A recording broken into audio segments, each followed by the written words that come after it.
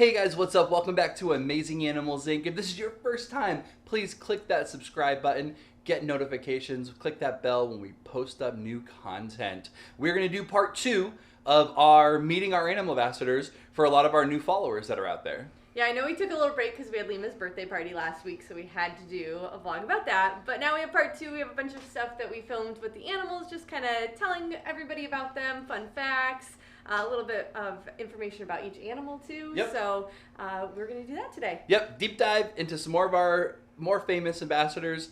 Here we go.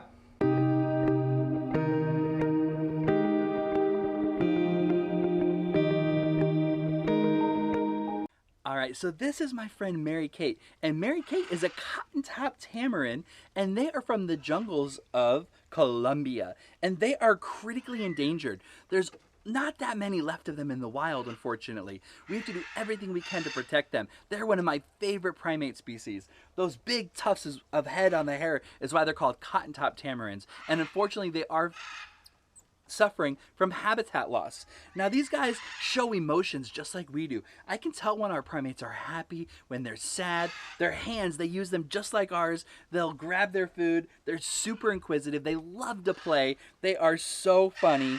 I just absolutely love these guys. We really have a strong relationship with them.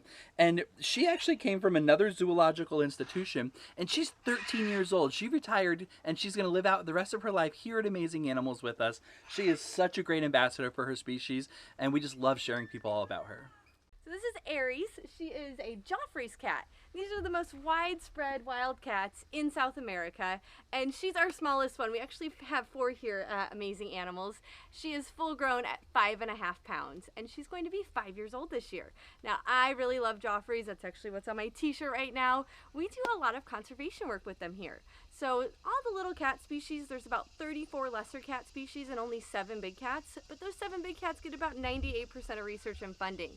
So we really love to highlight the lesser known cat species here at Amazing Animals and educate our guests and also work on conservation. So I'm a part of the Joffrey Cat Working Group. It's a team of about 35 researchers and biologists in all 6 countries in South America that Joffreys are found, and they are working on mitigating their threats. So unfortunately, they're facing a lot of human conflicts in South America with habitat loss, conflicts with farmers, car strikes, even getting hunted for their beautiful fur coat still. And there hasn't been much work done to help protect them until last December when the Joffrey Cat Working Group was formed. So I love being a part of the group. We do fundraisers like this t-shirt I'm wearing to help support the work that they're doing in South America. And they're going to, the farmers and saying, we'll build you this nice chicken coop that these cats can't get into, so that way you don't have to hurt them if you see them on your property, or building animal bridges and fences around busy roadways so we reduce the car strikes, and working with local governments to help protect more of their habitat ranges. So a lot of awesome work that we love bringing awareness to and love supporting, and I think having our Joffrey's cats here is just a great ambassador to be able to teach people that. They look so tiny and so cute and cuddly, but they're definitely not a house cat. They get into everything, they tear up everything, they have a lot of fun out here. They are definitely a wild cat though, with a much different personality than a house cat. Alright guys, I am here with a very, very, very special friend of mine. This is Lima, and Lima is a 2-toed sloth from the rainforests of Central and South America. And Lima is very special to me. He is the first sloth that we've ever had born here at Amazing Animals. He is going to turn 1 in June, and he is one of my most happiest animals that I have here. I absolutely love him. He's my pride and joy. We don't pick favorites around here, but he's my favorite. I absolutely love this little guy. And like I said, he is a 2-toed sloth. All sloths have 3 toes on their hind limbs, and 2-toads have 2 toes on their forelimbs. So there are 2 different species of 2-toed sloths. There are 6 species of sloths total in the rainforest. And they're a group of animals that are the slowest moving mammals, and they have such slow body parts as well. They have a super slow digestive system and metabolism. And they actually, what he eats today, he won't poop out for like 30 days. In the rainforest, they're only going to come down from the treetops about once a week to go to the bathroom. And their biggest predators in the rainforest are harpy eagles, jaguars, and anacondas. But for the most part, animals don't even know a sloth is there. They have really coarse fur, and they have little grooves in their fur. And those little grooves will actually grow moss and algae on it, and that's a great way for them to camouflage. And they're camouflaged so well, they curl up and they sleep about 15 hours a day up in the treetops. Most predators will walk right over them. Unfortunately, deforestation is affecting sloths. We are losing their habitats and losing their homes, and they're chopping down trees. And they're also putting up roadways and power lines through rainforests. And sloths 1 minute will be crawling on a vine, and the next minute they're on a power line and they get electrocuted. So it's really important that we do lots of research and we purchase products in the grocery stores that do not affect sloths. Unfortunately, agriculture is huge in South America, and companies are purchasing rainforest land, chopping down trees and putting up groves for coffee and chocolate and oranges and cattle. So do some research and buy local. The more you can buy local, the more you're going to protect rainforest animals like sloths. We are in our barnyard right now, and we have 7 goats, a mini donkey. This is King Arthur, the mini donkey. 2 pigs, Sweetness and Wilbur's coming behind her.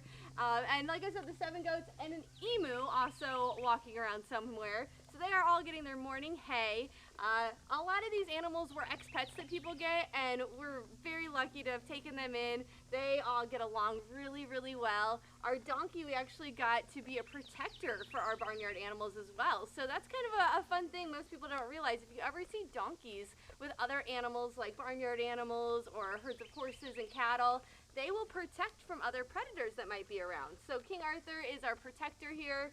We've got, let's see, if you want to learn all their names, Carlton, Eli, Billy, Sweetness the pig, Cody coming over here. We've got Pixie, Max, and then Cookie walking up behind us. So they all have names, they all have their own little personalities, and these guys just love getting loved on. So they love getting back scratches from guests and enjoying the sun, laying out for the day. We've got a beautiful barn for them to go hang out in when it gets hot out here in Florida.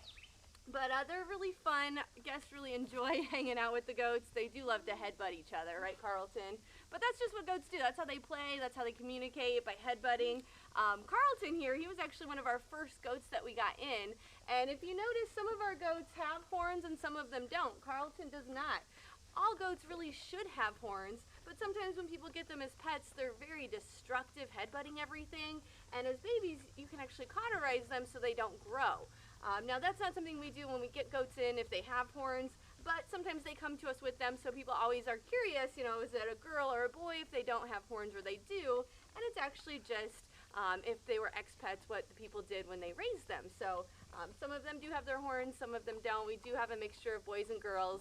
We do not breed our goats. I know Billy always has a nice big round hay belly there, but he's a boy, so we don't have any pregnant goats either. But they love each other, they all get along. Getting some morning breakfast here and enjoying it. All right, guys, that was a lot of fun. Thank you for hanging out with us today.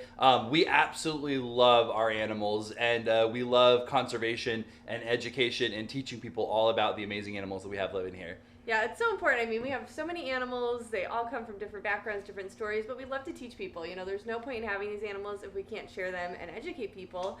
And I know we've been super busy this summer, so we have some fun updates too coming up that we've been working on. Yeah, next vlog is going to be all about our brand new tortoise yard. So can't wait to check it out. Thank you guys again for all your love and support. We appreciate you. And as always, go out there, do something amazing.